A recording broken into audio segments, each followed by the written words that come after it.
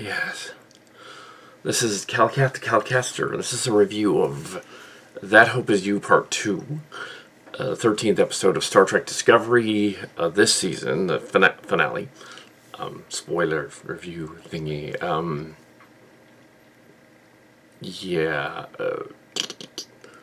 Some of the stuff Trackyard's predicted wasn't gonna happen. Some of the other stuff, though, interestingly enough, does. So let's get into it then. They establish in the pre-teaser that they have either minutes or hours to escape from that planet before everyone gets killed. So, yet this story clearly takes place over days. So how does that work? It's not hours. It's got to be days. We get to see during the footage that's on the Discovery, we get to see them trying to retake the ship. They send one of the crew. All of the crew are getting suffocated or something, which doesn't really make sense. And then there's pesticides somewhere, and then they escape through the thing somewhere, even though they're in space. How could pesticides in space do anything? Yeah, science is completely wonky. But how could this kid cause the burn? But yeah, it's all wonky. Science doesn't make any sense in the story. Meanwhile, Stamets was hidden away on the station. But for some reason, the bad guys get a hold of the ship and activate the warp drive so they can warp. Meanwhile, the crew sabotages the warp nacelle, and they send one of the only black characters in there, of course, to do that, which is pretty messed up. But yeah, she's high oxygen atmosphere or something. Why would that be the case? Not sure what's going on with that. I think that would be the opposite. You think it would be the Himalayan-looking character from the Alps or something, or even Tilly. But they didn't do that. The Booker is captured by the bad guys, and the evil dude, Cyril, or whatever his name is, a bearded guy. He's an actor from numerous other shows and things. He's been around playing the evil cowboy guy. Booker's tortured, but Burnham's like, okay, Booker, it drives Burnham crazy. And but meanwhile, we're on the planet where they're trying to convince Socal. They keep calling him Socal, but it's Socal or Socal. They keep calling him Socal, even though it would be Kal, like Kal Kat, of course. We'll stop the British. It's obviously a euphemism for the pandemic. But yeah, as it was just starting when I wrote it. It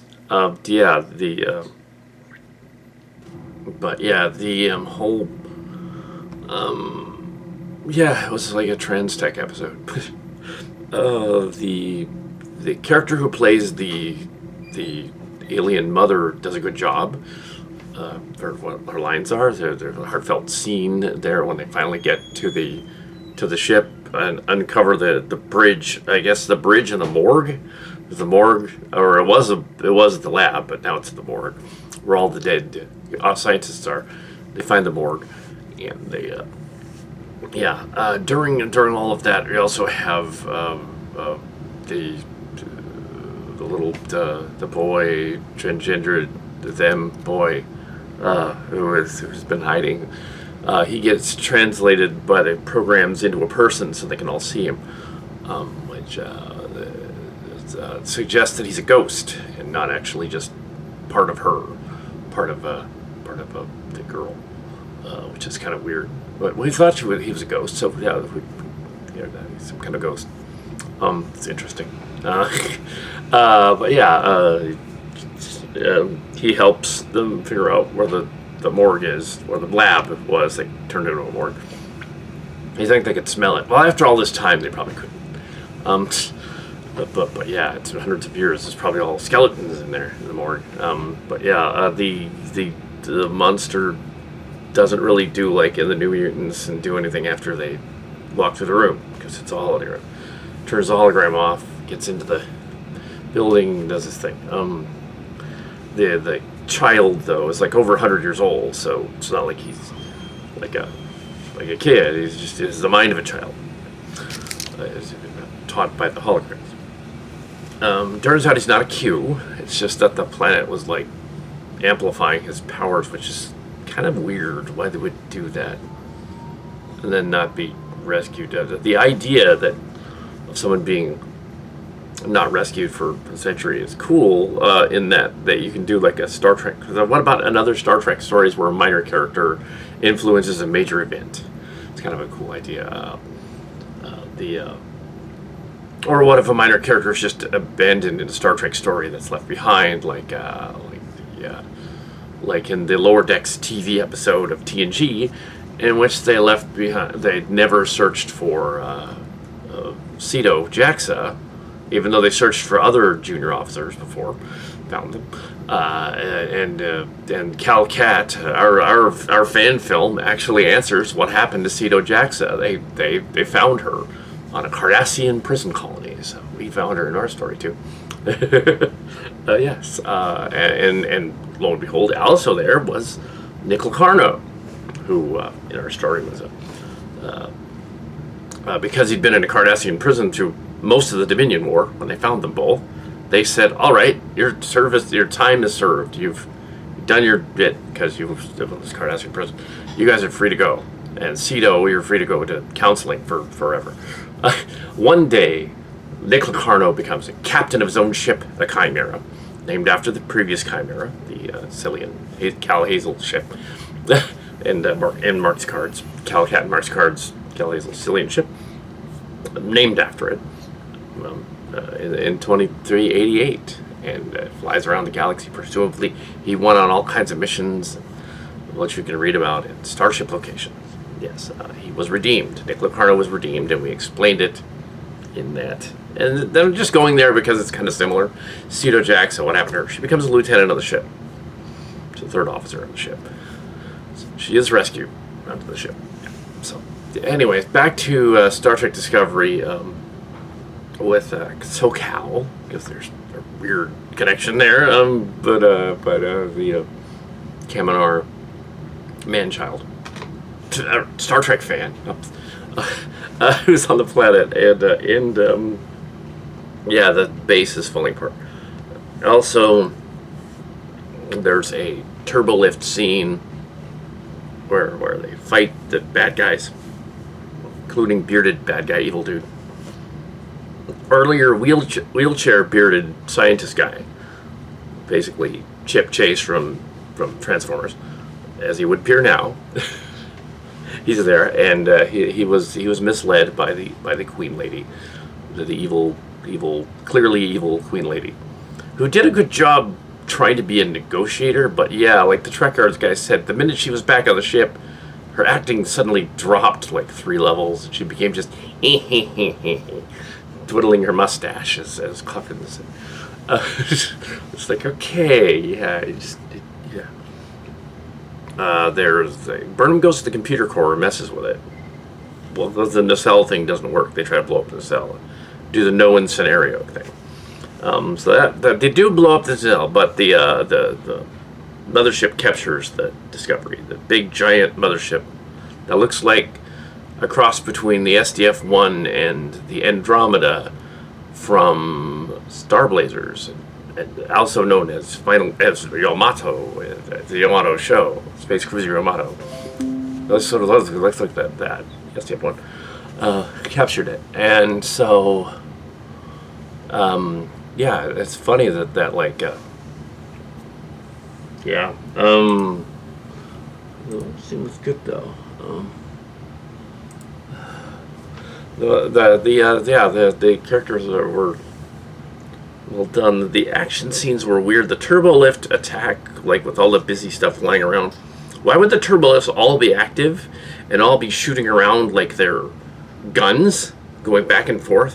Why would they constantly be moving throughout the ship? And why would it look like between the turbolift neck in the ship, they're in the neck? Why would that look like it's something out of Star Trek V and it just goes on forever? They wouldn't. They'd be able to see the ground. It'd be only like maybe 50 decks down and 50 deck and then up there at the top. That ship can't be more than 25 decks. So yeah, where is this place? It's like in the middle of nowhere. It would be on the Mothership, but not in the Discovery. The ship's not that big. It's big, but it's not that big. Like 25 to 40 decks on the Discovery, I think. So not 75, not 90 like it showed. I'm not sure where that is supposed to be because that doesn't make any sense. Why would they? How are they going through subspace? What's the computer core can get shut down. Some of this is out of sequence.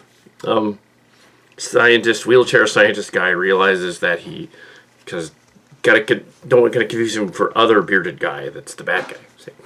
He's on the ship on the bridge. He doesn't do much though. He's just there. Booker is able to use the spore drive because he's connected, because they connected it to that other previous story, and he uses it to escape. At the last possible minute, that's a Star Trek last possible minute, we're going to beam you out thing. They're all about to die. They impassioned speech by the mother alien, and it's like, oh, and he's not a Q, so he wasn't going to turn out to be a Q, and they said, no, you're not responsible for the burn. It was an accident.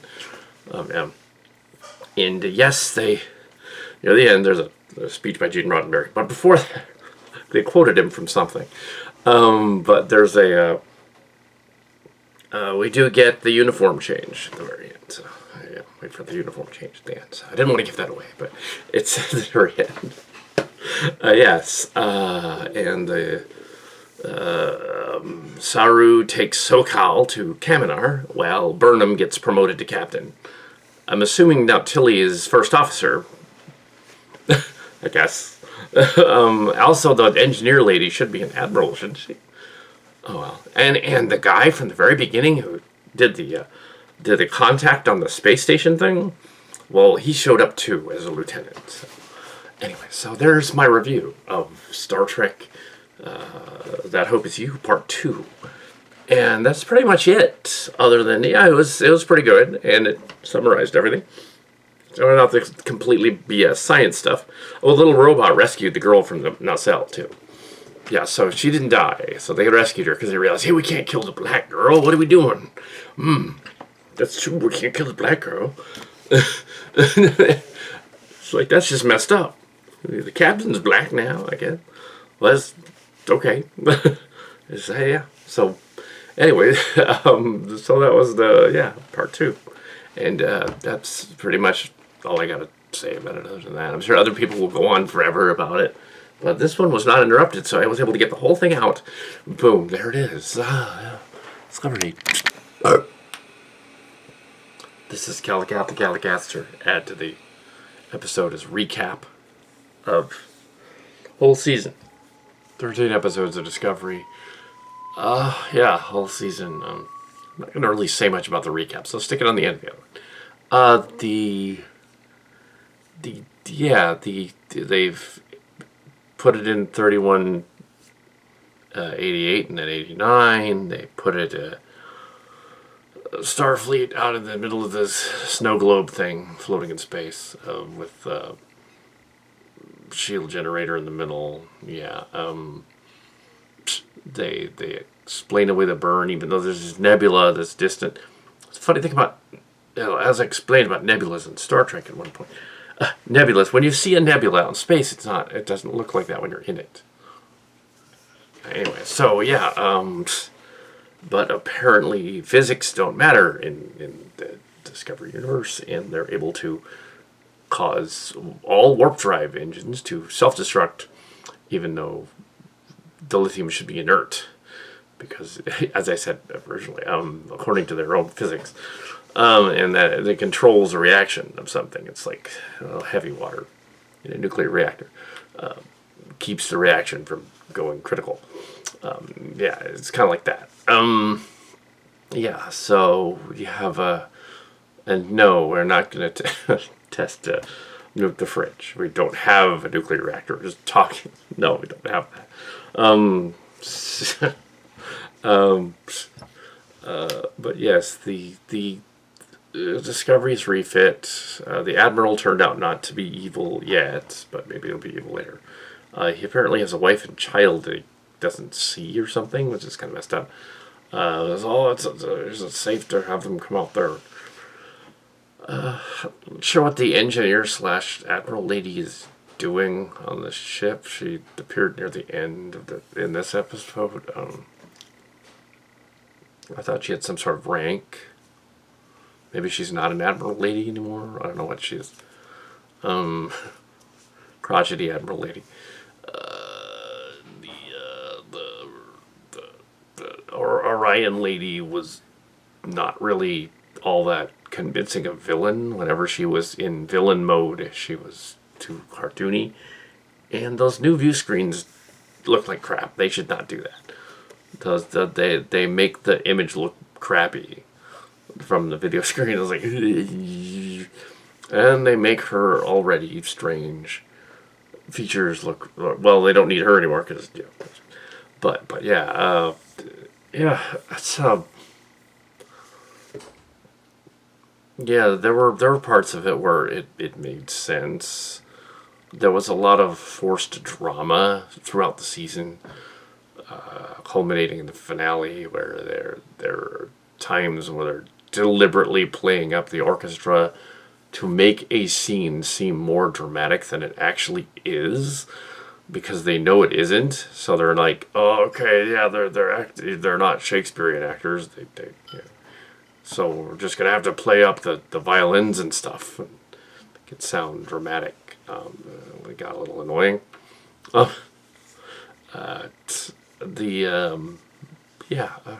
were good points and bad points. It was superior to season 1 and 2. But yeah, it's sort of a reboot, but not really. It's interesting that when we did our Starship Locations to spoof, we did mostly the crew of the Pike ship and not really Burnham. We had the Red Angel show up in our story, but not really Burnham, just everyone else shows up. Stamets even showed up. But yeah, kind of funny. But yeah, but it's different, of course, because we didn't want to do what they were doing. But the finale was slightly longer than the other ones because of the 10 minutes of previews. The whole, you would think that after 900 more years of the Federation, they would know about, like, a villain trying to take over a ship and trying to get into Starfleet. That would be, like, one of the things in the rulebook. I would say, like, why didn't they just... Well, they were right there, and they had personal transporters, they said. Conveniently, they didn't seem to work. That was odd. Like, this show would be over the minute they just go activate the personal transporters, beam the bad guys off the ship en masse. The bad guys are gone. End of story. You're going to use the beam out thing. Why can't you use it on the bad guys? Why couldn't you have just walked into the Admiral's chamber in the time of Captain Kirk, if that had happened? And like a cheesy villain walked into Starfleet headquarters somehow. They probably just would have arrested them. They would have been like, wait a minute. Oh, yeah, you're not here to sign a treaty. You're under arrest. You're a villainous asshole. Arrest her. We're in the break. It would be the end of that. Yeah, it's like the time of Next Generation, they would talk it out. It would take a whole episode to discuss the logistics of the whole thing. And Picard and everybody. But the time of Captain Archer, they would probably just yell at each other. The time of Janeway and Voyager, on the same time of Picard, they would have been both discussing it and fighting. Deep Space Nine, they would have started a war. That's it. And it would have lasted the whole season's war going on. Especially in the latter seasons of that show. Space war. A little bit of that in Enterprise, too. Discovery, yeah, it's got its own thing going on. Well, they eject the warp core at one point, even though they've knocked out one of the nacelles, so falls into the ship that looks like the Andromeda from Star Blazers from that angle. But yes, which was the ship that was going to defeat the Argo or the Yamato in the Japanese version, and the Andromeda had 2 wave motion guns, which this ship also seems to have. They didn't use them, but yeah. Flagship, yeah, Emerald Chain. I'm gonna think that out. Weird. And apparently the guy who played the Andorian is Mary Wiseman's husband. Mr. Wiseman, I guess. Yeah. It's just funny. Ooh, a lot of that behind the scenes. Yes, actually Mary Wiseman's husband. Yeah. I think the wheelchair dude is also somebody's relative. That's why he wanted to be on the show. Only calling him that because I didn't remember his name. Yeah, I didn't remember the name of the other bearded dude either. Soki or something. So these names are weirdly similar. So I know there's Socal. Socal, named after Socal, Santa Cruz, where Jim Buffett was for 20 years, almost. Yeah, so named after that, of course. Named after an on-location place. On-location. And also after Kal Kat. And also after Jung Swan. So kind of weird. The strange connections. One of them had an apple at one point. They had apples in the scene. They had apples in the scene with the Admiral and the evil lady. So they knew about that too. They even referenced the apple. Like wow, oh that's old school right there. That's old school. That goes back to Pine Hill. That goes back to the Pine Hill lunchroom when John had an apple. Marsh Cards had an apple. Just chewing it, throwing it, tossing it up and down, and put it in his backpack. And we're going to put that in Star Crackers years later. But only because we did the apple toss thing here. And then literally that week, they showed a Star Trek episode with a time traveler, the 22nd century, called Rasmussen. It was called Timescape or something. And he showed up, and what he does, he tosses an apple up and down and then eats it. And he's all, what?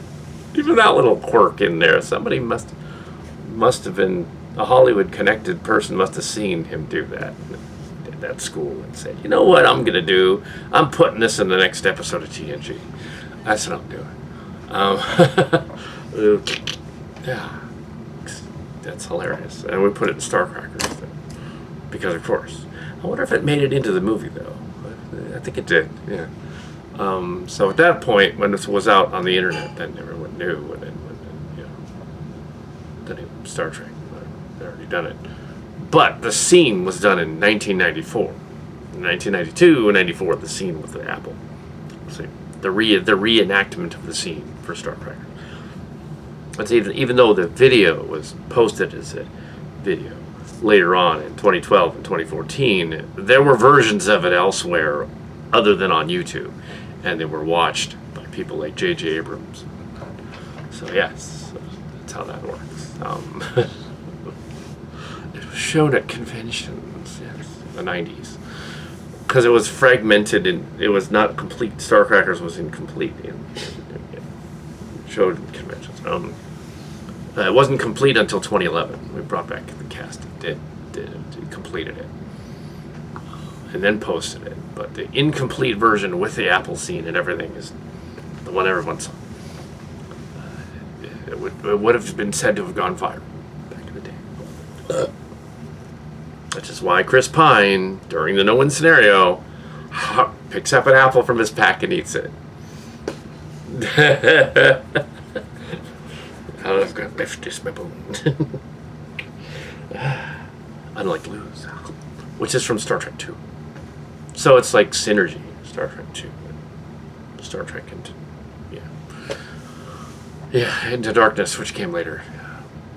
Khan just punches people hard. Yeah, that didn't work too. Because then they saw the updated version of Star Crackers and thought that Raxter guy's Khan, right? No. The guy's not Khan. He's just kind of like Khan. Yeah, he would punch hard, but... Did Raxler actually punch anybody in that story, though? I don't think he did. I think he was on the ship the whole time. That other dude, the aggressive gunner dude, played by Jim Tickon, he probably would have punched something. Punched the bear. That's what they're referring to? Oh my goodness. We gotta meet those guys again next season, so. Lower Decks and season 4. No, we'll see. We'll see. And we have probably, and yeah, we don't have any 3D art, so we really can't appear on Trackyards, because even though it was suggested this season, officially suggested, you don't have any 3D art of the ship. You just have like drawings of it. Like, oh yeah, we don't have any 3D art of it. I guess you just have to look at the video. Yeah, well. Anyway, so there you go. There's my review on my update thingy.